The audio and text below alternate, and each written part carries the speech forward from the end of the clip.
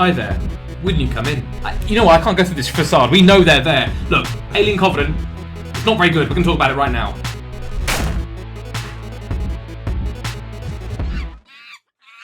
So before we get into this, I should say spoilers. We're gonna spoil this film rotten. This is the first time we've ever done it. It's the first time we've ever spoiled a film, but we feel like to really rant and rave about this film, and not rave about it in a good way, but to really kind of say what we're unhappy with it, you have to kind of go into the plot details. So they're spoilers, basically. So let's start off with our general impressions and get that over and done with. Luke, what did you think, just in general, about the film? Oh my god. This film was disjointed, it was boring, it's lackluster, it's predictable. It was Prometheus 2 done badly, is what it was, and I'm just so disappointed. I'm disappointed with you, Ridley Scott.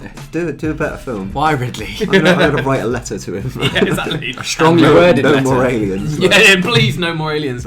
So yeah, I mean, my thoughts echo Luke's in a way. Like, I wasn't a massive fan of Prometheus, but it was kind of a middle of the road film, I felt.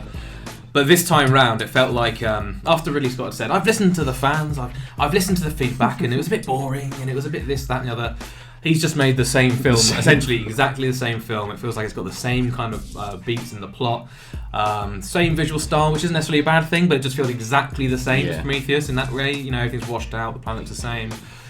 The characters, I mean, even the fact that Michael Fassbender's back in it, it feels very similar. Yeah. I really didn't enjoy it, and I went in trying to enjoy it and with best intentions, but halfway through started to kind of get fidgety, wanting to, oh god, just leaving the cinema, and you'd probably noticed that as I was it sounds like. Yeah. As I was eventually listening to other people in the cinema do it as well, you go, checking their watches and stuff. Jordan, what did you think? So I didn't hate it quite as much as Sam and Luke. I thought it was better than Prometheus, but that being said, I can't disagree with anything they've said. I would never watch it again, but I got through it. I battled through it. I survived. Don't worry about it. I survived some horrible disease. Yeah. So, if you've seen Prometheus, you've seen this.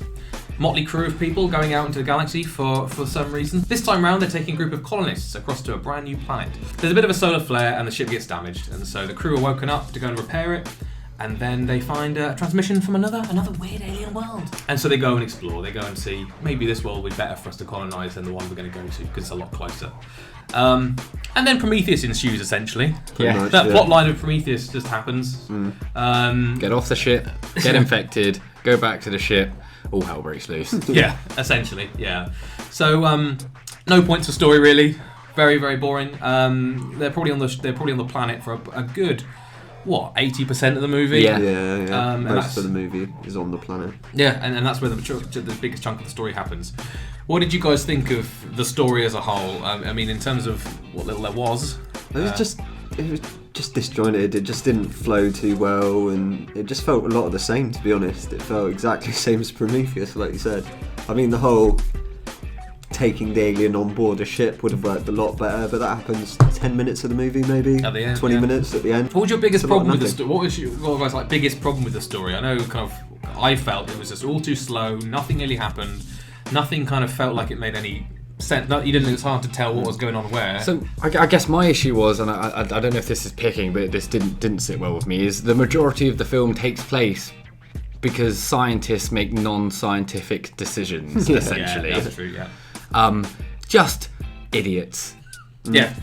What more can I say? They're stupid. They go onto an alien planet. Yes, there's oxygen, but we have airborne diseases on Earth, so there's likely airborne diseases, and that's the first thing I thought when it got off. Don't go on that planet without a spacesuit. They're not even wearing gloves. In an alien world, they think because the atmosphere is breathable and there's running water that it must be fine.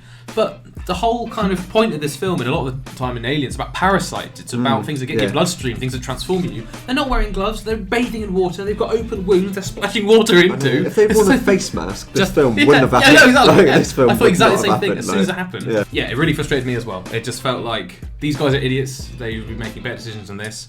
And at the end of the day, nothing's learned. Again, there's no real reason. Nothing's accomplished. Nothing's learned. Nothing happens. For a horror film, the genre as a horror, I was not terrified, I was not scared in any way, I didn't even jump. There's maybe 2 jump scares that are kind of forced, I think, and it just...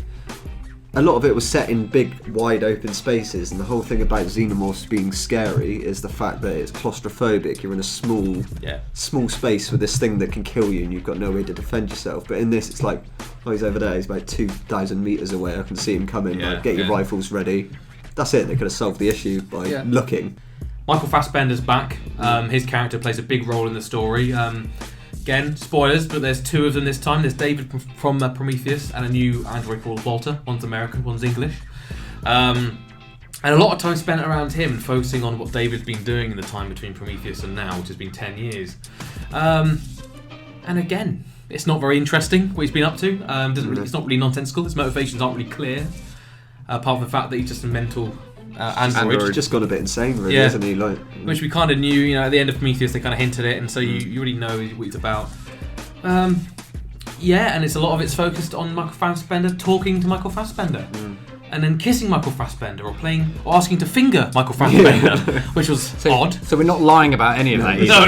That's not a crude joke. Yeah, that happens. There are some scenes in this where I was like, interesting choice. Yeah. Plays the skin flute and asks him to finger it for him. Yeah, that actually happened. It's just terrible. And oh god, the thing is, if people are laughing in a film you're making, scary, or the tension's supposed to be heightened or whatever, and they're laughing at lines that are coming up, or they're laughing at certain, it's just not a good sign. It's like, no. So in terms of the end 20 minutes, probably some of the best minutes of the film, I would say. They blew out the airlock again.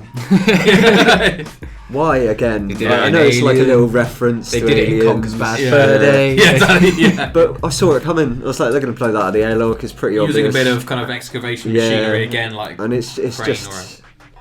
It's good up until that point, but the trailer makes it out like it's all on the Covenant, and the shots from the trailer. So I'm going to put this clip in now.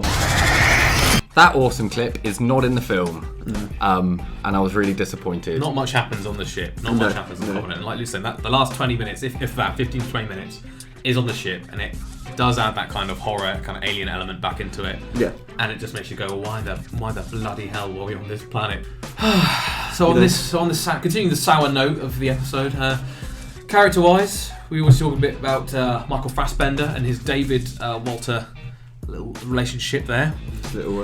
What did you think of the performances? What do you think of the cast? Like, what do you think of the way they interacted and their kind of... I mean, Fassbender's a good character, but he works as a simp because they're meant to be a little bit creepy. They're meant to be.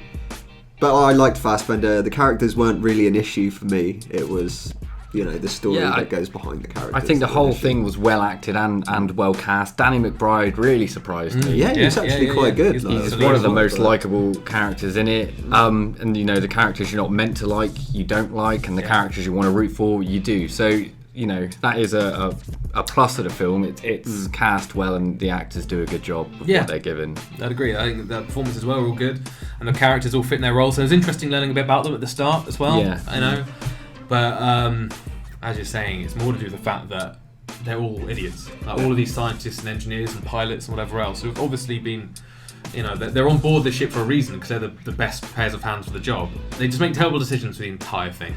So that's kind of what annoyed me about the characters. But all absolutely fine if not. So obviously, aliens make a return in this film, being aliens. We first see a Neomorph. The white ones, basically. The Dunomorph? I don't know what it's called. It's a little white alien, basically. It comes out of their back. Looked a bit terrible to me. Like, didn't look very good. Yeah, that was...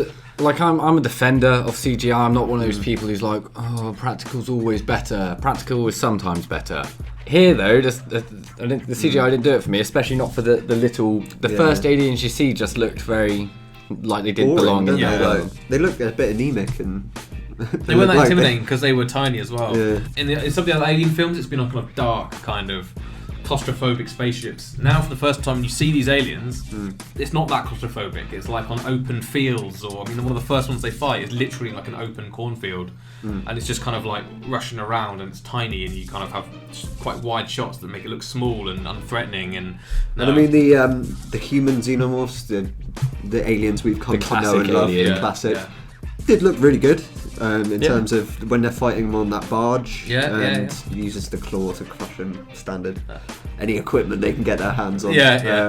Looked really good, Yes. and at the end, where they're in the actual Covenant, it looked really good. And yeah, I was There very is surprised. a good action scene in this. Yeah. A. One. And it's good. Yeah, It's good. It's yeah. exciting.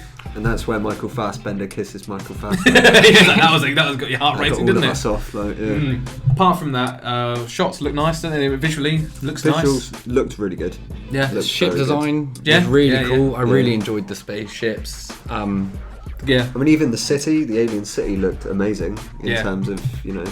All of it looks great. Yeah, It's that classic Zack Snyder. Looks amazing. Shit film. No substance. No substance at all.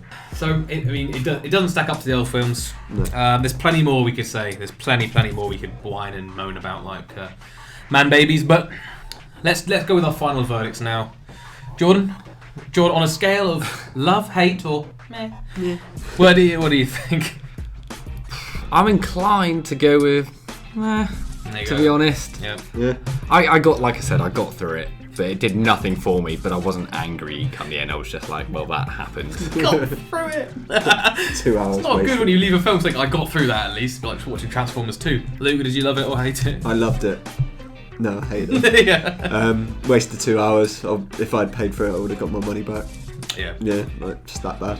Hated it. I've got to say, halfway through, I was kind of like in your shoes. I was thinking, actually, this is alright. It's not brilliant, but then by the end, I was just wanting to leave. And if I want to leave a film, then I'm clearly not enjoying it. If you sat there fidgeting, going, I want this to be over, I hated it. On an extreme scale, hate's a very strong word, but I hated it. So I think we can't recommend this one for you at all. I wouldn't even recommend it to alien fans. Oh, and we've ruined it for you now. Yeah, so- you've ruined it. So we're going to go off now and drown our sorrows and try and forget this mess as soon as possible. If you enjoyed the video today, please remember to like, share and subscribe. It really does help us out and the channel. So we'll see you next time for another review. Until then, don't see Alien Covenant. Ever. Bye. Cheers.